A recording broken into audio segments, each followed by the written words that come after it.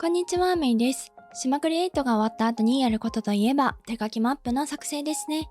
どうやって作っているのか全部お見せします。まずはじめにマップアプリを起動します。こんな感じにストロン島は仕上がりました。これをスクショボタンを使って撮るのですが、このオレンジマークが邪魔なので影響しない位置まで行きます。おすすめは大きな砂浜がある海岸沿いですね。オレンジのマークがちょうど砂浜内に収まっていい感じです。これをスクショボタンを使ってスクショします。この画像をパソコンやスマホに送って実際に描いていきます。今回私は Photoshop で作業をします。パソコンがない方やスマホで作業したい方は IBIS Paint という無料のお絵描きアプリをおすすめします。今ある地図はオランジ島なんですけど、完成イメージはこんな感じを予定しています。秋の島なので地面の色も合わせた感じです。先ほどスクショしたシトロン島の地図を一番下のレイヤーに置きます。その後新しいレイヤーを地図の上に追加して、ブラシで緑色の土地部分を塗りつぶしていきます。ブラシの種類はブラシの周りがモケモケしたものだと集まりの地図風になるのでおすすめです。IBIS Paint だと広告を見るとブラシが時間限定で無料になるのでモケモケしたブラシを使ってみてくださいね。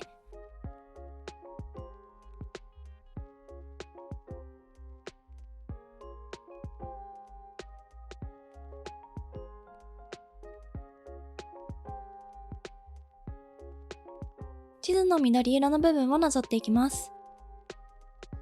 同じ色だと彩度が少し高い気がするので、もう少し淡い感じの緑にします。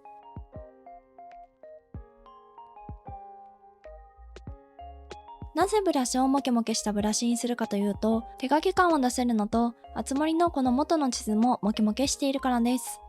2段目や3段目がある方は、その段差がある部分にさらに明るい色で上から塗り重ねる作業をします。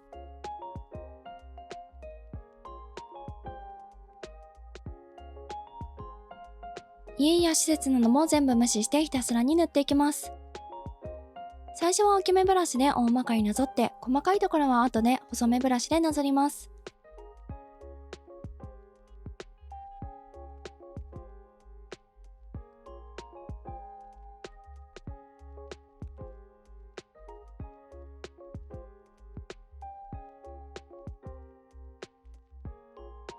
緑の土地部分が完成したので次は砂浜をなぞります。新しいレイヤーを緑の土地レイヤーの下に設置して砂浜をなぞります。同じ色よりかは少し淡い感じにしてどこを塗ったかわからなくなるのを防止します。細かい石や岩なども全部無視してひたすらに砂浜を塗ります。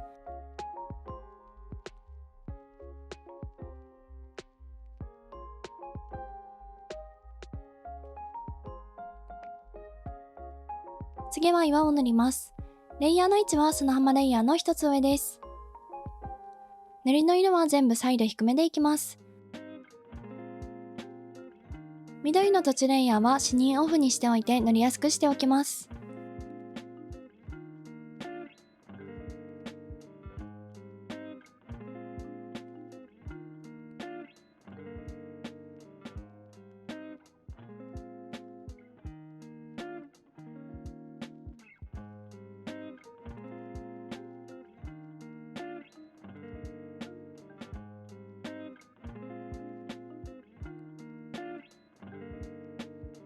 次は川を塗っていきます。デフォルトの川の色が明るいプラスサイドも高めなので落ち着いた色になるようにします。橋などは全部無視です。川を塗ることに全力を注ぎます。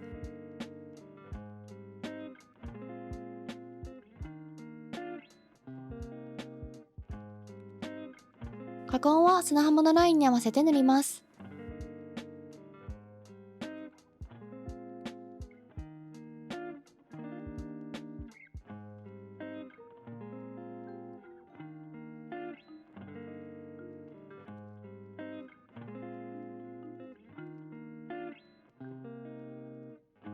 この湖は別名波平の頭湖です。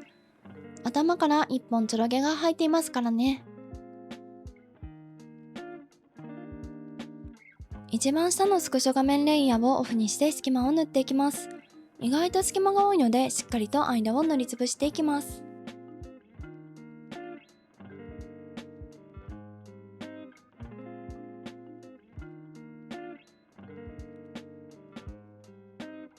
多少残っていてもそれが手書き感になるので適当に塗りつぶすだけでも OK。 割と適当です。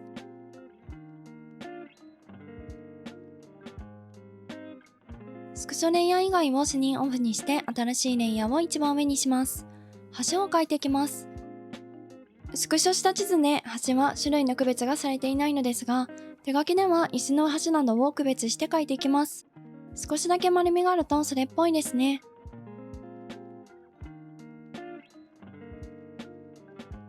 端に模様をつけていきます。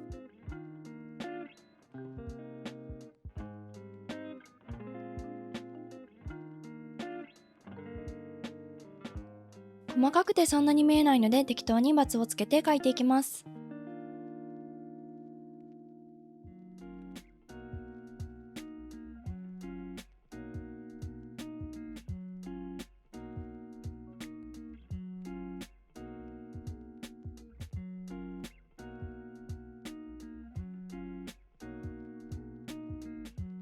これで地図のベース部分ができました。次は施設などを置いていきます。施設はスクショした地図の右側にあるものを切り取りました。緑の土地レイヤーの視認をオフにして施設の場所を移動させます。シトロン島のフータはまだテントなのでそれに合わせてテントを描きます。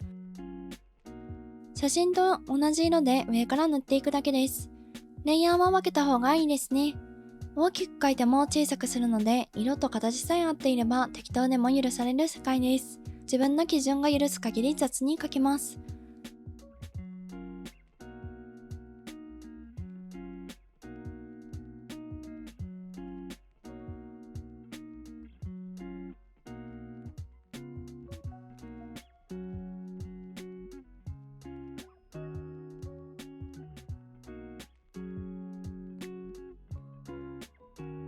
小さくなると雑なのも一気に緩和されますね。次は道を描いていきます。橋のレイヤーの一つ下に新しいレイヤーを作って、そこに島の道と合わせた色で描きます。シトロン島の道は全部で3種類。グレーの砂利道、獣道、木の道です。種類ごとにレイヤーを分けて描いていきます。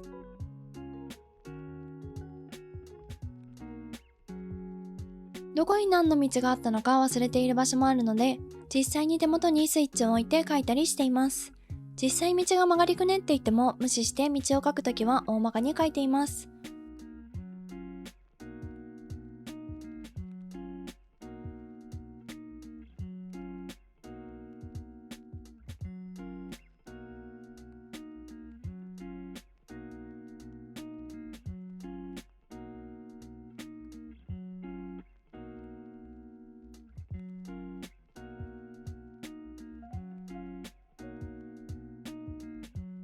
アクセントでつけている石を描きます。集合体がちょっと気持ち悪いですね。白線がついている道もあるのでそれも描きます。植林していきます。毛の種類は針葉樹、広葉樹、シマトネリコの3種類で分けました。10種類くらい木があると結構見栄えが良くなります。役場の下は地図と同じ色で塗ります。ヒヤシンスは自分で描いたものです。なんとなく自分で描けそうな家具は自分で描きます。下手でもうまく描けなくてもそれが味になるので全部良しとしています。少し大きめに描いて後で小さくする方が穴が目立ちにくい気がしています。昨晩昨年レイヤーを分けたり家具ごとにレイヤーを分けて描いています。草や花などはコピペを繰り返しています。この時点でヒヤシンスの集合体がちょっと無理ってなっています。木などのイラストはイラスト AC からダウンロードしたものです。自分で描くよりクオリティが高いのと時間の節約になるのでおすすめです。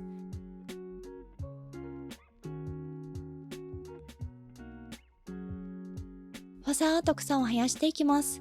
ちょっとやりすぎですね。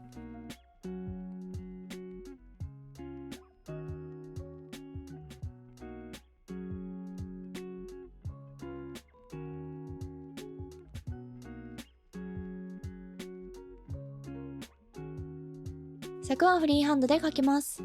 手書き感を出すためです。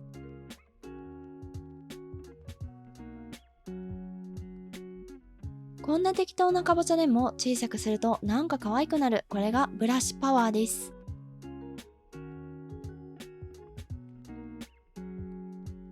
風太のことが結構気に入っているので、ここら辺はしっかりと描いていきます。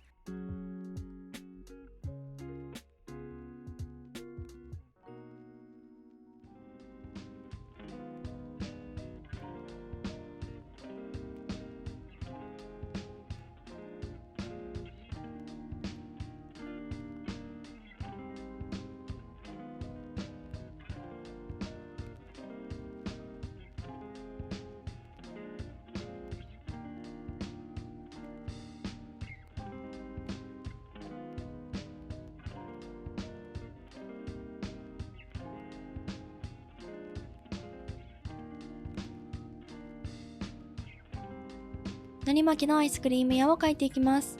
ちゃんと家を描いていますが、家を取って外観を切り抜いた方が早いですね。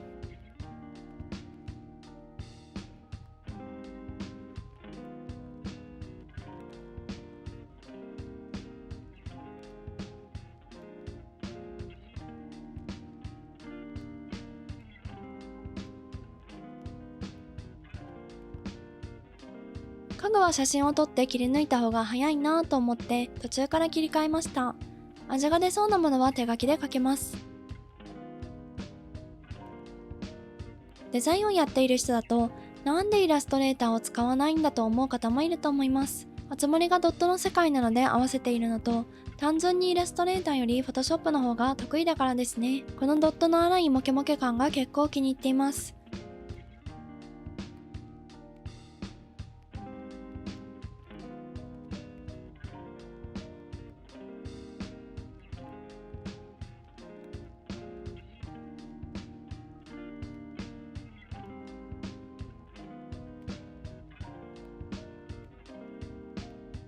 白猫と黒猫のオチを描きます。手元にスイッチを置いて見ながら描いています。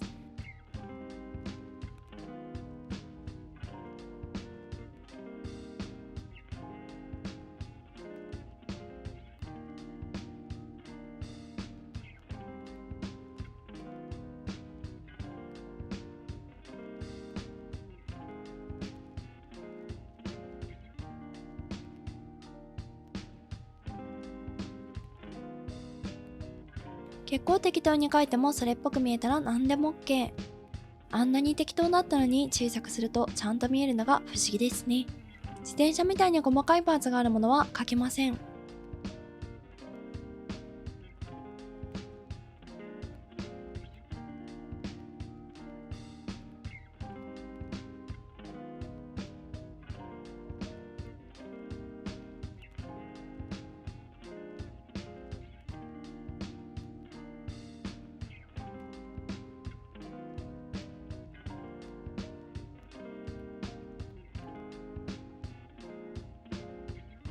湖沿いの住宅街を描いていきます。ここは縦売りなので3軒とも同じ外観なので楽ですね。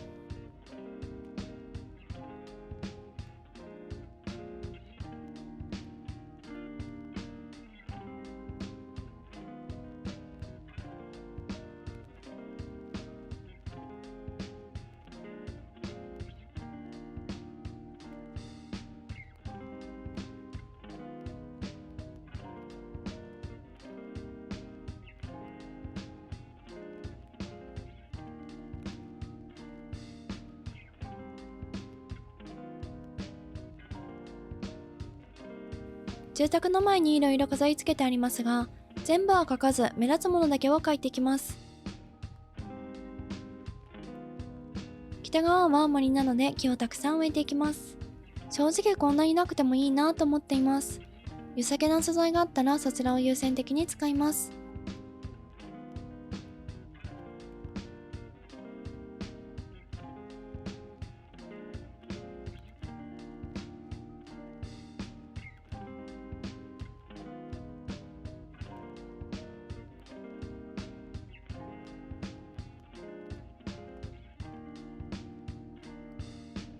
シトロン島の住民宅は島主の権限で特別な理由がない限り淡い色で家を作るようにしています。それが結果的に手書き地図を書くときに少し楽になる要素になっています。重なるようにしておいてある目立つ家具は書かざるを得ないので結構面倒ですね。しかもうまく書けないという難易度高めです。小さくしてごまかします。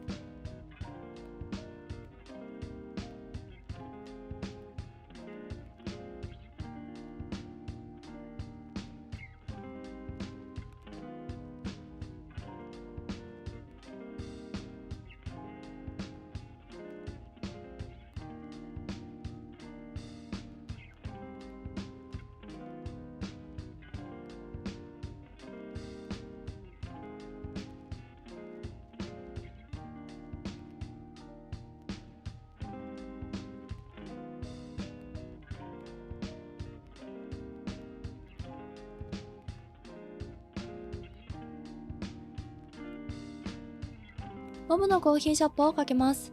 この家はこの島唯一の淡い色住宅ではない家です。結構しっかりめの濃い色なんですよね。これはコーヒーショップなのでお店のテーマに合わせて色を決めた感じですね。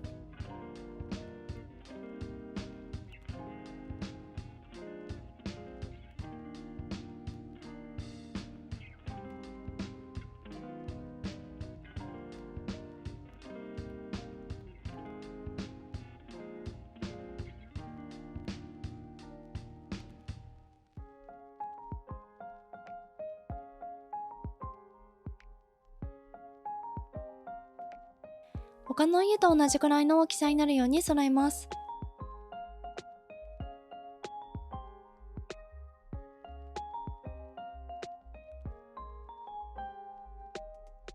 浮島製パンです。浮島にあるパン屋さんだからということと、どこか聞き慣れたパン屋だからですね。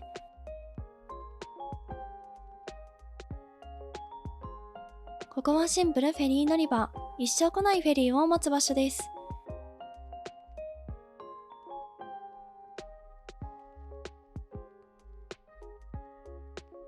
秘密基地的な浮島です。ここに来るためには隠されたルートを通るしかありません。針葉樹に梨を描いていきます。特産の桃を廃止して梨作りに全力を挙げたシトロン島です。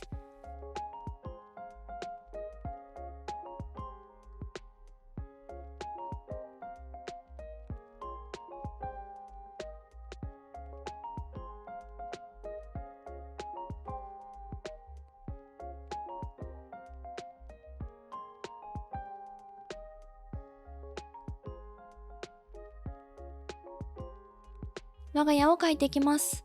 我が家はどでかくドーンと描いて後で小さくします。最後の家を描くときにようやく気がついた。大きく描いた方がええ感じに描けると、最初から大きく描いておけばよかったですね。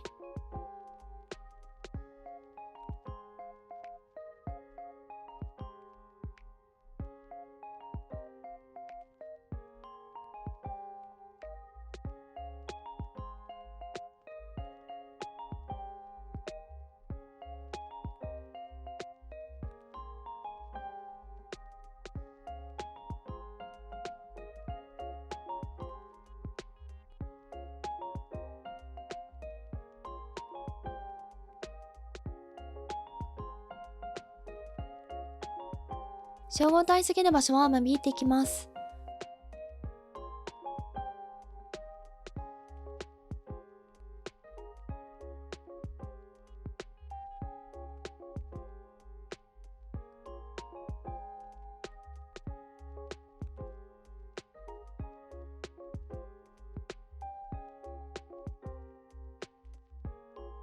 これで地図の絵が全部描けたので場所の名前を入れていきます。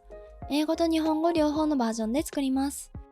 文字入れは IBIS Paint でもいいのですが、フォントという文字入れ無料アプリもおすすめです。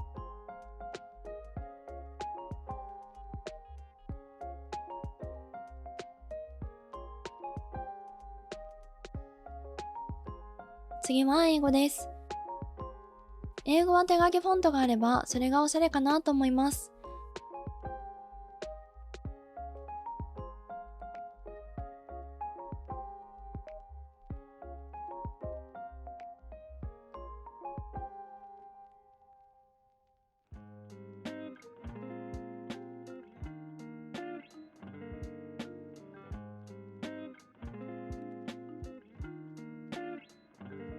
これで全て完成です。これがビフォー。かなり柔らかい雰囲気に仕上がったかなと思います。私なりの自己流の描き方ですが、何かヒントになったら嬉しいです。めっちゃ時間かかりそうだなと思った方はいいねボタン、チャンネル登録、メンバー登録がまだの方はお願いいたします。SNS もやっていますのでお気軽にフォローしてくださいね。最後までご視聴ありがとうございました。